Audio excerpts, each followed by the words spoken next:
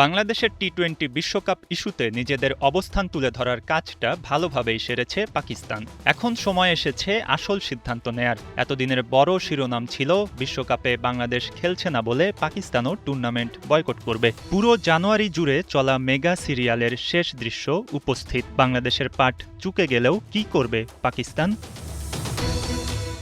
বাংলাদেশের সমর্থনে এতদিন বড় গলা করে কথা বলেছেন পাকিস্তানের সাবেক ক্রিকেটাররা। ফাইনাল ডিসিশনের আগে অবশ্য সেই স্বর অনেকেরই নরম হয়ে গেছে। উদাহরণ হিসেবে বলা যায় রশিদ লতিফের কথা। কিছুদিন আগেও বলছিলেন পাকিস্তানের উচিত পুরো বিশ্বকাপ বয়কট করা। বেশ কড়া ভাষাতেই তখন তিনি ওই বক্তব্য রেখেছিলেন। সেই রশিদের সুর এবার অবশ্য কিছুটা বদলেছে।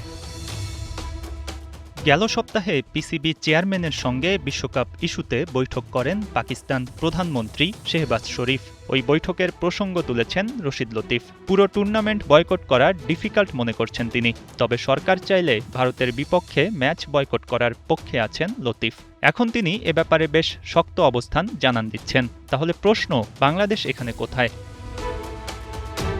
ইউটিউব চ্যানেল কট বিহাইন্ডে কথা বলতে গিয়ে রশিদ লতিফ জানান, বাংলাদেশ ইস্যুতে তারা সাপোর্ট দেখিয়েছে, ভোট দিয়েছে, ওই চ্যাপ্টার এখন শেষ। টাইমিংয়ের গুরুত্ব বুঝিয়ে সাবেক এই পাকিস্তানি ক্রিকেটার বলেন, এখন পুরো বিশ্বকাপ বয়কট করলে আর আগের প্রভাব থাকবে না।